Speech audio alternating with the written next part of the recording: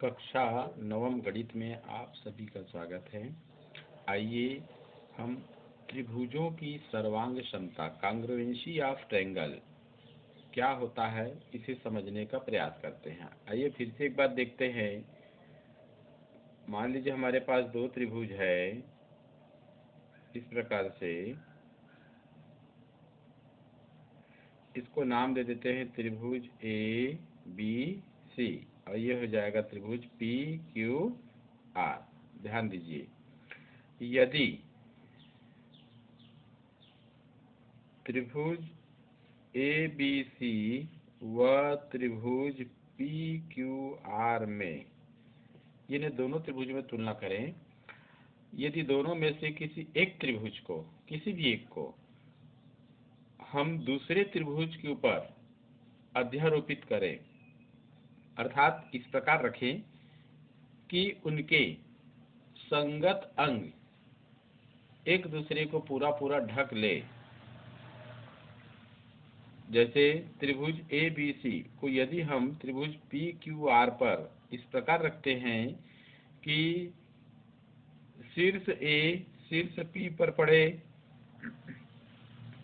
कोण ए कोण पी पर पड़े, भुजा ए बी भुजा पी क्यू पर पड़े, शीर्ष बी शीर्ष क्यू पर पड़े, कोण बी कोण क्यू पर पड़े, भुजा बी सी भुजा क्यू आर पर पड़े। ये ऐसे कोण सी कोण आर पर पड़े, शीर्ष सी शीर्ष आर पर पड़े। ऐसी स्थिति में AC पी आर पर पड़ेगा। ठीक है, यहाँ पर त्रिभुज ए बी सी के द्वारा त्रिभुज पी क्यू आर पूरी तरह ढक लिया जाता है, अर्थात त्रिभुज पी क्यू आर हमें दिखाई नहीं देगा। तो ऐसी स्थिति में हम कहेंगे कि दोनों त्रिभुज क्या है, सर्वांग सम है। ठीक है, इसको हम ऐसे लिखते हैं। यदि त्रिभुज ए बी सी व त्रिभुज पी क्यू आर में कोण ए बराबर है कोण पी के, कोण ए कोण पी के बराबर है, कोण बी कोण क्यू के बराबर है, कोण सी कोण आर के बराबर है। ऐसे अर्थात कोण ए का संगत कोण कोण पी होगा, तो कोण पी का संगत कोण कोण ए होगा। कोण बी का संगत कोण कोण क्यू का संगत कोण कोण बी, कोण सी का संगत कोण कोण आर होगा, तो कोण आर का संगत कोण कोण सी होगा। इसी प्रकार भुजाओं के लिए भी देखते हैं। ए बी भुजा बराबर हो जाएगा पी क्यू के, ए बी भुजा बराबर हो गया पी क्यू, बी सी भुजा बराबर है क्यू आर के और ए सी भुजा बराबर है पी आर के। तो यहाँ भी ध्यान दीजिए, भुजा ए बी का संगत भुजा पी क्यू, तो इसको हम ऐसे भी कह सकते हैं भुजा पी क्यू का संगत भुजा ए बी, बी सी का संगत भुजा क्यू आर और क्यू आर का संगत भुजा बी सी, ए सी का संगत भुजा पी आर और पी आर का संगत भुजा ए सी।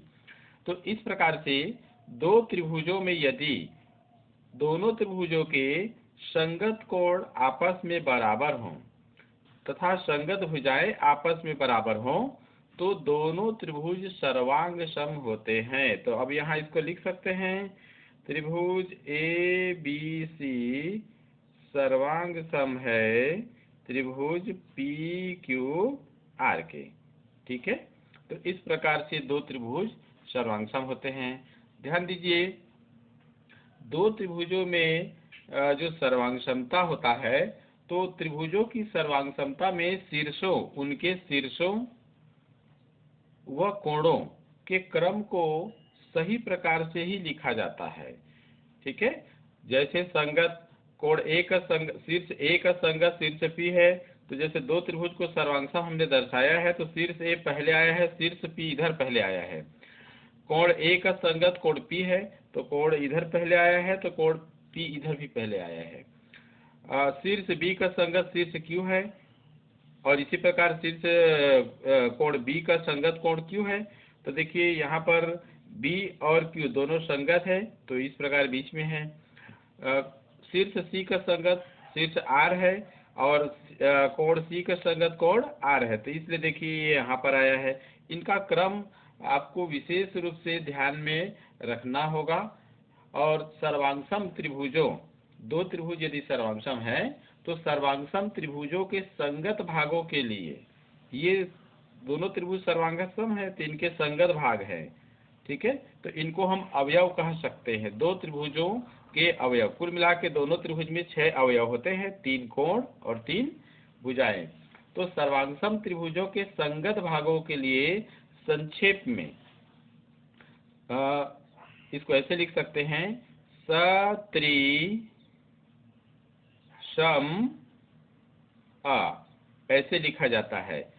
सर्वांगसम त्रिभुज के संगत अवयव या संगत भाग से इसको हम CP-CT भी लिख सकते हैं, CP-CT corresponding part of congruent triangle, ठीक है, तो इस प्रकार इसे भी लिख सकते हैं हम। दो त्रिभुजों की सर्वांग समता का पहला गुणधर्म या सर्वांग समता का पहला नियम देखते हैं।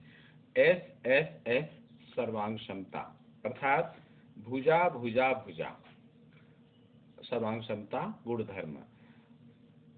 दो त्रिभुजों में यदि एक त्रिभुज की तीनों भुजाएं दूसरे त्रिभुज की क्रमशः संगत भुजा के बराबर हो तो दोनों त्रिभुज सर्वांग सम होते हैं। आइए दो त्रिभुज लेकर के इसको समझने का प्रयास करते हैं। ये त्रिभुज ABC हो गया और एक दूसरा त्रिभुज ले लेते हैं इस प्रकार से, त्रिभुज PQR। तो यहाँ लिख देंगे दो त्रिभुजों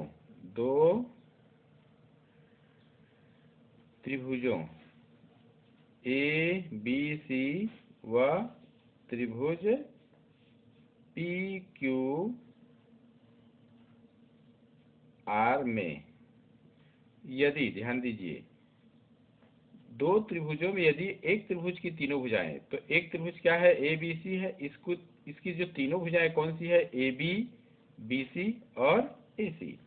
तो तीनों भुजाएं दूसरे त्रिभुज की क्रमशः संगत भुजा की, तो देखिए AB का संगत PQ है, इसको ऐसे दर्शा देंगे। BC का संगत भुजा QR है, इसको ऐसे दर्शा दीजिए। और तीसरा AC का संगत भुजा PR है, इसको ऐसे दर्शा दीजिए। तो फिर से पढ़ते हैं, दो त्रिभुजों में यदि एक त्रिभुज की तीनों भुजाएं दूसरे त्रिभुज की क्रमशः संगत भुजा के बराबर हो तो दोनों त्रिभुज सर्वांगसम होते हैं। तो ये दोनों त्रिभुजों में यदि AB भुजा, इस त्रिभुज का AB भुजा इस त्रिभुज के PQ के बराबर हो, BC भुजा इसमें QR के बराबर हो, तीसरा भुजा तथा AC किसके बराबर हो, PR के बराबर हो, तब ये दोनों त्रिभुज सर्वांगसम होते हैं। तो त्रिभुज ABC सर्वांगसम है त्रिभुज PQR के। और दो त्रिभुजों में इस प्रकार से सर्वांग समता के गुण धर्म को हम SSS सर्वांग समता के नाम से जानते हैं। आइए दो त्रिभुजों की सर्वांग समता के लिए दूसरा गुणधर्म देखते हैं, SAS सर्वांग समता गुणधर्म अर्थात भुजा कोण भुजा, साइड एंगल साइड। दो त्रिभुजों में यदि, ध्यान दीजिए, दो त्रिभुजों में यदि एक त्रिभुज की दो भुजाएं एवं उनके अंतर्गत कोण अर्थात बीच का कोण, जैसे मान लीजिए त्रिभुज ABC है, इस त्रिभुज ABC में दो भुजाएं AB भुजा और BC भुजा, तो दो भुजाएं और उनके अंतर्गत कोण, इन दोनों भुजाओं के बीच का कोण कौन सा है, कोण B। दूसरे त्रिभुज की क्रमशः संगत भुजा एवं कोण। तो दूसरा त्रिभुज है पी क्यू आर, तो ए बी भुजा का संगत भुजा है पी क्यू, कोण बी का संगत कोण है कोण क्यू, और भुजा बी सी का संगत भुजा है क्यू आर। तो जब एक त्रिभुज की दो भुजाएं एवं उनके अंतर्गत कोण दूसरे त्रिभुज की क्रमशः संगत भुजा एवं कोण के बराबर हो तो दोनों त्रिभुज सर्वांगसम होते हैं। तो यदि इस प्रकार दो त्रिभुज में ऐसा मालूम होता है तो फिर वो दोनों त्रिभुज को हम सर्वांगसम कहेंगे। तो यहाँ लिख देंगे त्रिभुज ए बी सी व त्रिभुज पी क्यू आर में यदि ए बी बराबर पी क्यू, ए बी बराबर पी क्यू, कोण बी बराबर कोण क्यू, ठीक है, बी सी बराबर क्यू आर, तो ऐसी स्थिति में हम कहेंगे ये दोनों त्रिभुज सर्वांगसम है। त्रिभुज ए बी सी सर्वांगसम है त्रिभुज पी क्यू आर। ऐसे आइए सर्वांग समता का तीसरा गुणधर्म देखते हैं। ए एस ए सर्वांग समता अर्थात कोण भुजा कोण सर्वांग समता गुणधर्म। दो त्रिभुजों में यदि एक त्रिभुज के दो कोण, कोई भी दो कोण हो सकते हैं, एवं उनके अंतर्गत कोण, एक मिनट, उनके अंतर्गत एक त्रिभुज के दो कोण एवं उनके अंतर्गत भुजा दूसरे त्रिभुज की क्रमशः संगत कोण एवं भुजा के बराबर हो तो दोनों त्रिभुज सर्वांगसम होते हैं। आइए चित्र द्वारा समझने का प्रयास करते हैं। मान लीजिए पहला त्रिभुज है ए बी सी और दूसरा त्रिभुज है पी क्यू आर, ठीक है। एक त्रिभुज ए बी सी और त्रिभुज पी क्यू आर में दो त्रिभुजों में यदि, तो यहाँ लिख देंगे त्रिभुज ए बी सी व त्रिभुज पी क्यू आर में यदि, यहाँ लिख देंगे यदि एक त्रिभुज के दो कोण में मान लीजिए कोण बी बराबर है कोण क्यू के और कोण सी बराबर है कोण आर के, एवं इन दोनों कोणों की जो अंतर्गत भुजा है वह है बी सी और इसका है क्यू आर, तो ये दोनों भी बराबर हैं। तो यदि कोण बी बराबर है कोण आर, कोण बी बराबर है कोण क्यू, कोण सी बराबर है कोण आर तथा बी सी बराबर है क्यू आर, तो इसलिए दोनों त्रिभुज सर्वांग सम होते हैं। दोनों त्रिभुज क्या होंगे? सर्वांग सम होते हैं ऐसे। और इस गुणधर्म को बोलते हैं ASA, ठीक है, सर्वांग समता, सर्वांग समता गुणधर्म इस प्रकार से, ठीक। आइए सर्वांग समता, तो त्रिभुजों में सर्वांग समता के लिए चौथा नियम भी देख लेते हैं। RHS सर्वांग समता, रेक्टेंगल हाइपोटेनस साइड, समकोण कर्ण भुजा सर्वांग समता प्रमेय या तो गुणधर्म। दो समकोण त्रिभुजों में यदि उनके कर्ण एवं एक संगत भुजा बराबर हो तो दोनों त्रिभुज सर्वांगसम होते हैं। जैसे यहाँ देखिए त्रिभुज ABC और त्रिभुज PQR समकोण त्रिभुज है, तो यहाँ लिखेंगे दो समकोण त्रिभुज, दो समकोण त्रिभुज ABC व त्रिभुज PQR में ध्यान दीजिए, यदि कोण B बराबर कोण Q, ये प्रत्येक 90 अंश का है, समकोण के नाम से बराबर है। उनके जो कर्ण है तो कर्ण AC बराबर है कर्ण PR के, तथा तीसरा दोनों ही समकोण त्रिभुज में उनकी संगत भुजा, एक संगत भुजा, तो BC का संगत QR है, तो BC बराबर क्यू आर है, तब क्या होगा, दोनों समकोण त्रिभुज सर्वांग सम होते हैं।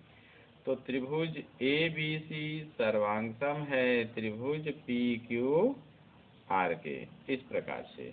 और इसे आर एच एस सर्वांग समता गुणधर्म अथवा प्रमेय के नाम से जाना जाता है। ठीक है, देखिए कोण कोण भुजा सर्वांग समता गुणधर्म अथवा प्रमेय, एंगल एंगल साइड, दो त्रिभुज सर्वांगसम होते हैं यदि एक त्रिभुज के दो कोण और एक अन्य भुजा दूसरे त्रिभुज की क्रमशः संगत कोण एवं भुजा के बराबर हो। जैसे यहाँ देखिए दो त्रिभुज ए बी सी और त्रिभुज पी क्यू आर है। दोनों त्रिभुजों में हम देखते हैं जैसे एक त्रिभुज के दो कोण, मान लीजिए दो कोण कौन सा है, कोण बी बराबर है कोण क्यू की, कोण सी बराबर है कोण आर के।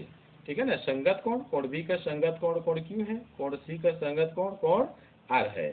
और एक अन्य भुजा, दोनों के बीच का भुजा ना लेकर के एक अन्य भुजा लेते हैं, तो एक अन्य भुजा मान लीजिए ए सी है और इसका एक संगत भुजा क्या हो जाएगा, पी आर। तो ए सी का संगत भुजा पी आर है। तो ध्यान दीजिए दो त्रिभुजों में यदि एक त्रिभुज के दो कोण और एक अन्य भुजा दूसरे त्रिभुज के क्रमशः संगत कोण एवं भुजा के बराबर हो तो दोनों त्रिभुज सर्वांगसम होते हैं। आइए इसको लिख लेते हैं। यदि त्रिभुज ए बी सी व त्रिभुज पी क्यू आर में कोण बी बराबर है कोण क्यू, कोण सी बराबर है कोण आर तथा ए सी बराबर है किसके, पी आर के, तो इसलिए दोनों त्रिभुज सर्वांगसम होंगे। त्रिभुज ए बी सी सर्वांगसम है त्रिभुज पी क्यू आर के। इस सर्वांगसमता गुणधर्म कोण कोण कोण साइड सर्वांग समता के नाम से जाना जाता है, इस प्रकार से। ठीक है, अब हमको इसमें ये भी देखना है कि मान लीजिए दो त्रिभुज पहले से सर्वांगसम बताया जा रहा है। दो त्रिभुज, यहाँ पर मैं चित्र बना दे रहा हूँ आपके सामने, A B C P Q R. यदि दोनों त्रिभुज सर्वांगसम है, त्रिभुज ए बी सी सर्वांगसम है त्रिभुज पी क्यू आर, तब इन दोनों त्रिभुजों के क्रमशः संगत अवयव अथवा अंग भी बराबर होते हैं। तो यहाँ लिख देंगे कोण ए बराबर कोण पी, ये बराबर है इस कोण के, कोण बी बराबर है कोण क्यू, इसको ऐसे दर्शा देंगे, ये दोनों संगत कोण बराबर है।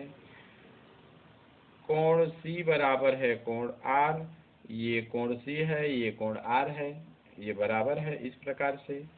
ठीक है, तथा इनकी संगत भुजाएं बराबर होंगी।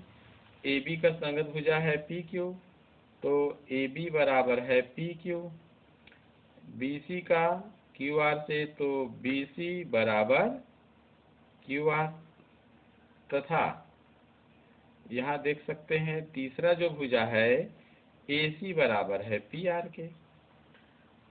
तो यदि दो त्रिभुज सर्वांगसम है तो इनके प्रत्येक संगत अंग, चाहे वह कोण हो चाहे वह संगत भुजा हो, भी आपस में बराबर होते हैं और इसे कहते हैं CPCT, CPCT corresponding part of congruent triangle, इस नियम से। ठीक है, या इसको हिंदी में कह सकते हैं सर्वांग सम त्रिभुज सत्रि सम अ से, ऐसे करके। ठीक है।